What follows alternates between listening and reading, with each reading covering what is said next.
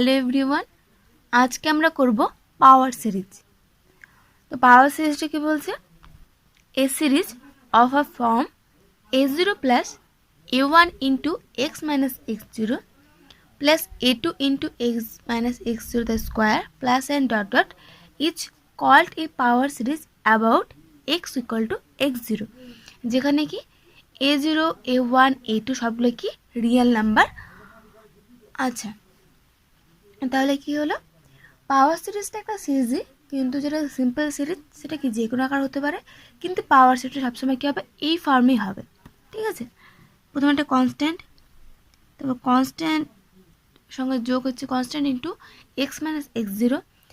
X জিরোটা কি কারণ নির্দিষ্ট পয়েন্ট, যে পয়েন্টের সাপেক্ষে আমরা কী করছি, পাওয়ার সিরিজটা বের করছি। এবার দেখা গেলো আমরা জিরো পয়েন্টের সাপেক্ষে বের করছি, সেক্ষেত্রে কী হবে, এক্স জিরোটা থাকবে না, সেক্ষেত্রে এরকম আসবে a0 plus a1s plus a2 x square plus a3 x cube, এই হয়ে চলতে থাকবে। ঠিক আছে, কোন পয়েন্টের সাপেক্ষে, জিরো পয়েন্টে থাকে। আর ইন জেনারেল কী লিখবো, এইভাবে লিখবো আমরা। এটাকে আবার আমরা কী লিখতে পারি, সংক্ষেপে লিখতে পারি summation n equal to 0 to infinity a n into x minus x zero whole to the power n। ঠিক আছে, হয়ে গেল, এটা ভেঙে লিখতে পারলাম। আর অ্যাবাউট জিরো সাপেক্ষটা আমি লিখতে পারি A N x to the power n. তো যে কোনো পাওয়ার সিরিজ দেখবো হয় এ ফর্মে থাকবে a n into x minus x zero whole to the power n, অথবা এই ফর্মে থাকবে a n into x to the power n. তো দুটো সেমই জিনিস, এখানে কিন্তু কনস্ট্যান্টগুলো আমাদের বের করতে হবে।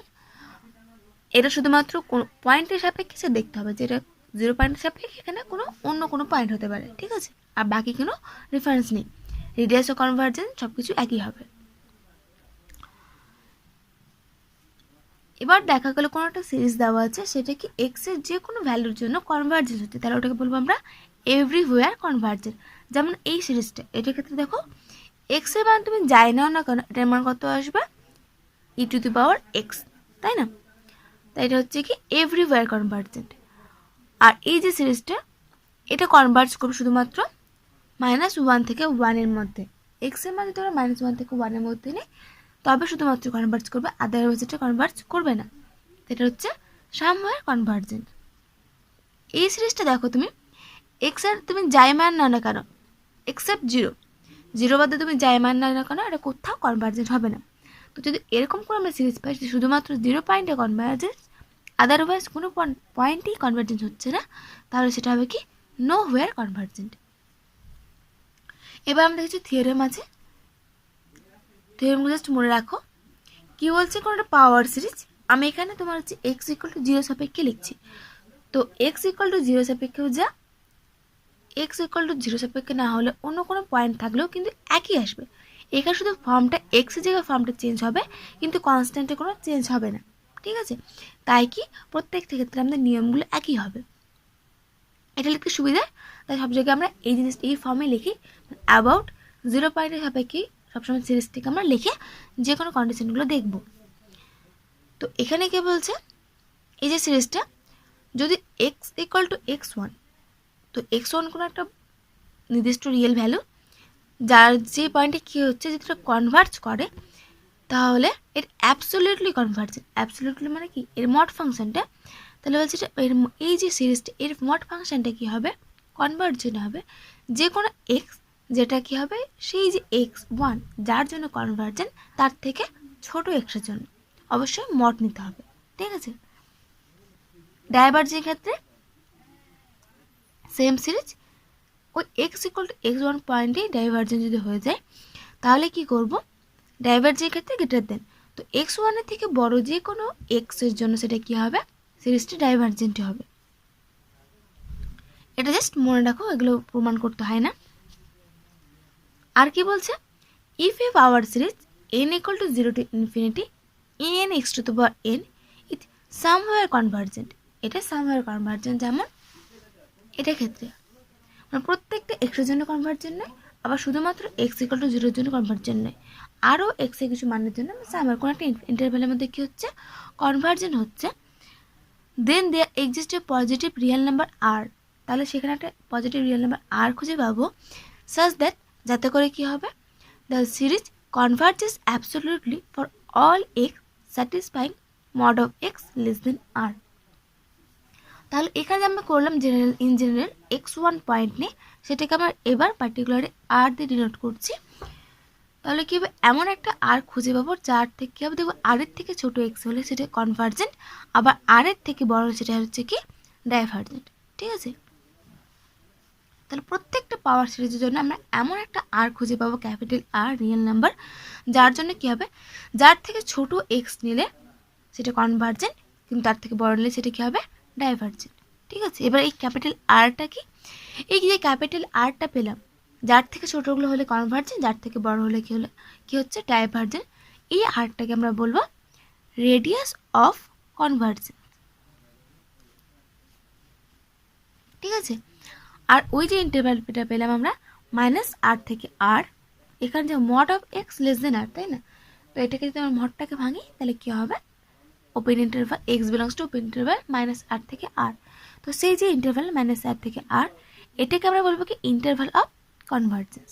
ঠিক আছে, যদি আর এর মান 0 হয়ে যায় তাহলে কোথাও কনভার্জ করবে না, আর এর মান ইনফিনিটি হয়ে গেলে সব জায়গাতে কনভার্জ করবে, এভরিওয়্যার কনভার্জেন্ট। ওকে, তো এগুলো জাস্ট এমনি আমাদের মনে রাখতে হবে, এখান থেকে কোনো অঙ্ক ফঙ্ক আসবে না। তো এবার চলো আমরা মেন জায়গায় যাই, এবার আমরা থিওরেম করবো, থিওরেম করার পর তার সাপেক্ষে কী করবো, কিছু অঙ্ক করব।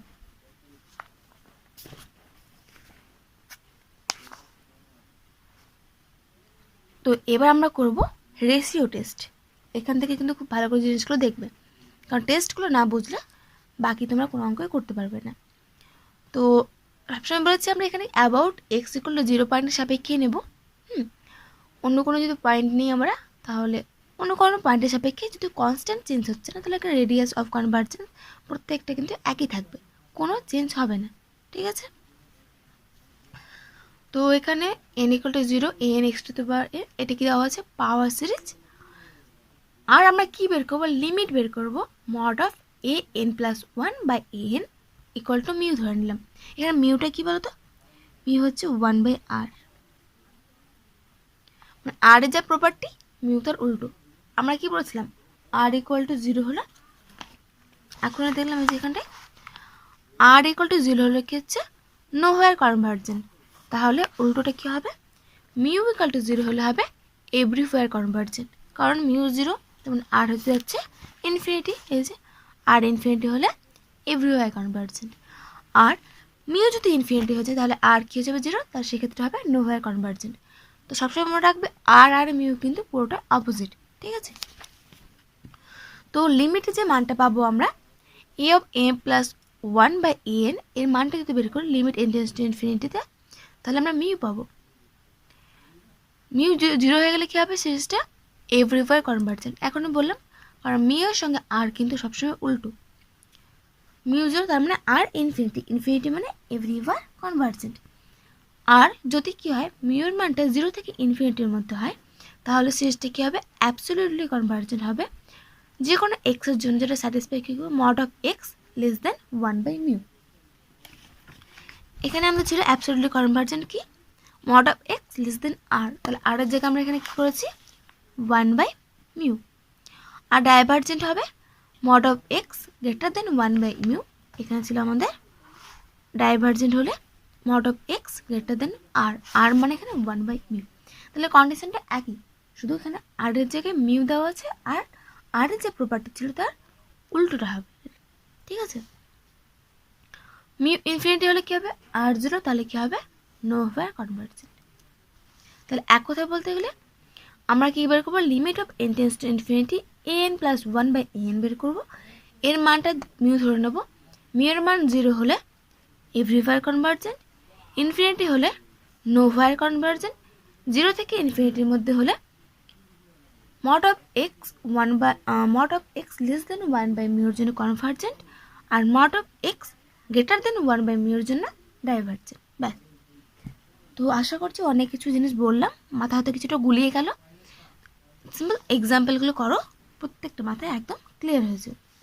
তো এখানে দেখো 4টা অঙ্ক আছে, 4টার মধ্যে আমি 1 নম্বর 3 নম্বর করে দেবো, 2 নম্বর 4 নম্বর তোমাদের হোম টাস্ক, তোমরা নিজেরাই করবে। ঠিক আছে, চলো এবার আমরা 1 নম্বরটা শুরু করি। সলিউশন। তো ফার্স্টে দেখো এটা এক্সপানশন আকার ধরে দেওয়া আছে, তাই না? আমরা কি করবো, এটাকে এই আকারে ধরে নেব। তো let the given power series is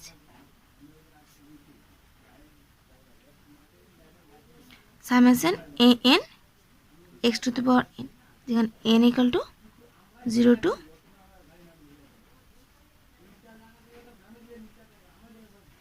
ঠিক আছে। তাহলে where, এবার দেখো এর সঙ্গে মেলাম, তাহলে এখানে আমরা কত, যখন n এর মান 0 তখন x to the power 0 মানে 1, তাহলে কনস্ট্যান্ট ফাংশন এটা, তাহলে a0 হচ্ছে আমাদের 1 আর an বাকিগুলো ইঞ্জিনিয়ার লিখবো। anটা দেখো কীভাবে আসছে আমাদের, উপরে দেখো ফার্স্টে ছিল 1 আর নিচে ছিল 2, পরেরটা কি হলো 1 in 3/2 into 4, তারপর আসলো 1 into 3 into 5, 2 into 4 into 6, তাহলে উপরটা কীভাবে বাড়ছে আমাদের 1 into 3 into 5 into dot dot আপটা কত 2n minus 1, এটা nতম পদ। আর নিচে কীভাবে গুণ করছে 2 into 4 into 6 into dot dot up to 2n, ব্যাস হলো।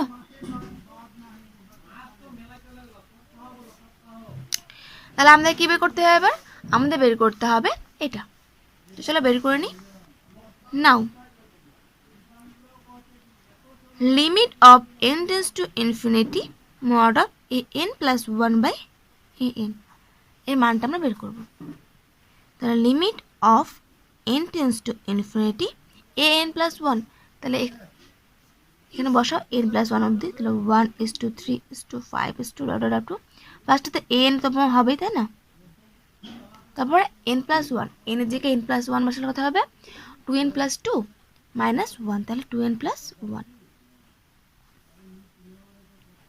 বাই এখানে 2 into 4 into 6 into dot dot up to 2n into 2 into n plus 1, এটা হলো n তম, ঠিক আছে। এবার আমাদের anটা বাই an মানে কত এটা, তাহলে 1:3:5 ডট ডট আপ টু কত 2n মাইনাস 1 উপরে 2:4:6 dot dot up to 2n, এটার মোট। দেখো 2n পর্যন্ত কিছু উপর নিচে, আর এখানে 2n মাইনাস 1 পর্যন্ত কেটে যাচ্ছে, তাহলে বাকি থাকছে শুধু আমাদের এই দুটো term. Limit of n tends to infinity mod of 2n plus 1/2 into n plus 1, এর লিমিট নিলে কত বেরোবে আমাদের, limit of n tends to infinity, যেহেতু ইনফিনিটি আমরা, তাহলে উপর নিচে n দিয়ে ভাগ করে দাও, 2 plus 1/n 2 into 1 plus 1/n, n tends to infinity এটা 0, এটা n টেন্ডস টু ইনফিনিটি এটা 0, দুটো 0 হয়ে গেল, বাকি থাকলে উপরে 1 উপর 2 নিচে 2, তো 2/2 ইকুয়াল টু 1, ব্যাস। তাহলে আমরা মিউ পেয়ে গেলাম কত 1, 1টা দেখো, তাহলে আমাদের কত নম্বর প্রপার্টি দেখবো আমরা 2 নম্বরটা, মিউ এর মান 0 থেকে ইনফিনিটির মধ্যে আছে, তাহলে কনভার্জেন্ট কখন হবে, যখন mod of x less than 1/μ, তাহলে এখানে তাহলে mod of x less than 1/r, কিন্তু আমাদের কী বের করতে বলেছে রেডিয়াস অফ কনভার্জেন্স, তাই না? আর রেডিয়াস অফ কনভার্জেন্স কত আর, আর মানে 1/μ,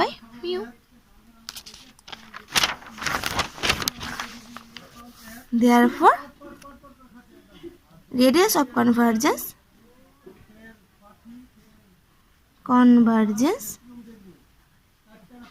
কত হবে আমাদের r equal to 1/μ equal to 1। এখানে আমাদের তোমার ইন্টারভ্যালটা বের করতে বলিনি, কনভার্জেন্স ইন্টারভ্যাল কি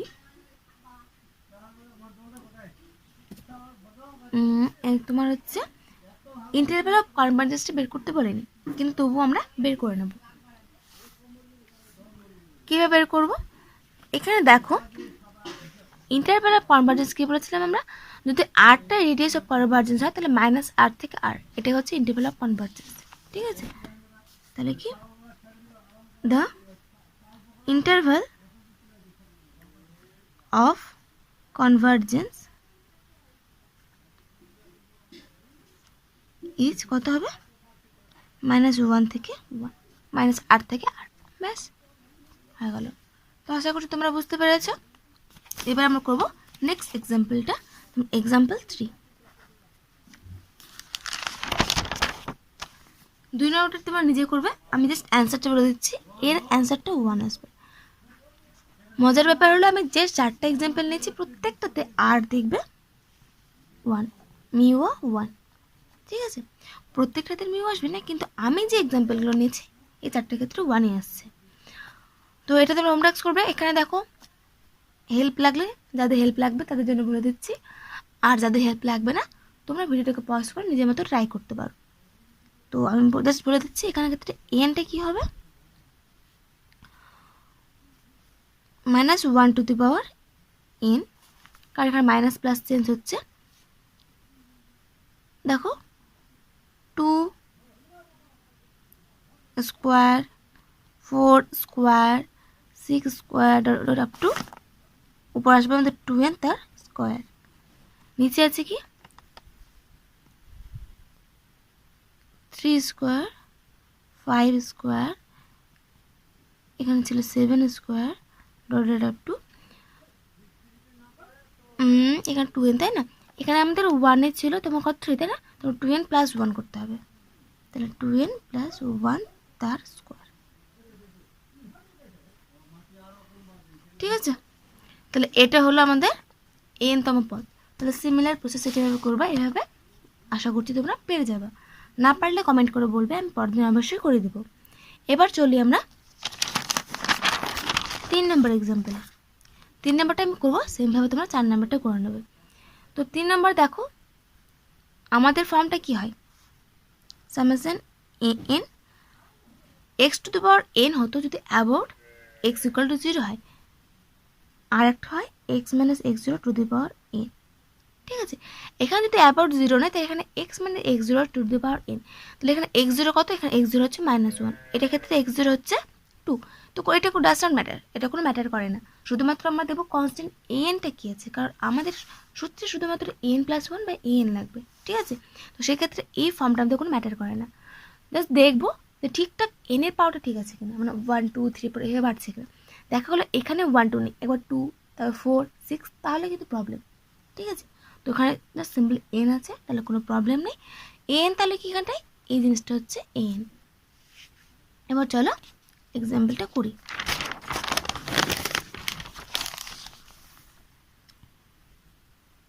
The given power series is, আচ্ছা লেট ধরে নিই আমরা, late the given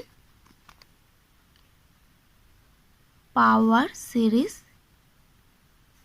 is summation an x minus x0 to the power n, যেখানে n equal to 0 to infinity, then n equal to কত দেওয়া আছে, -1 to the power n plus 1 by n plus 1, -1 to the power n plus 1 by n plus 1, ব্যাস হয়ে গেল। নাও আমাদের কী বের করতে হবে, limit of n tends to infinity a n plus 1 by a n তার mod, limit of n tends to infinity a n plus 1, তাহলে n এর জায়গায় কী বসাবো আবার n প্লাস 1, তাহলে -1 two the power n plus 1 বসালে 2n প্লাস n প্লাস 2 হবে, 2n হবে না, নিচে হবে n plus 2, -1 two the power n, তাহলে হচ্ছে n প্লাস 1, ওপর n প্লাস 1 ছিল,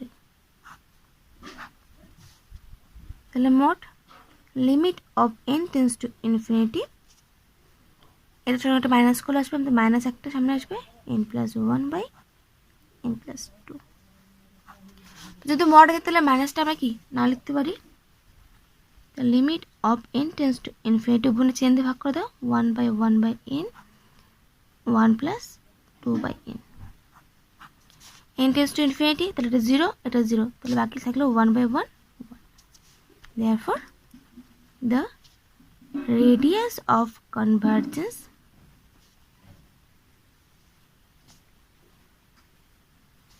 আর ইকুয়াল টু 1/μ ইকুয়াল টু 1।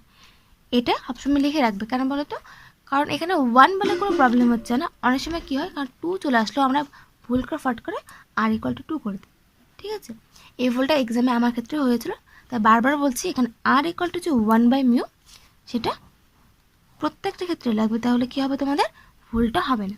ঠিক আছে, and the interval of convergence কত হয়ে যাবে আমাদের, -1 থেকে, ব্যাস হয়ে গেল।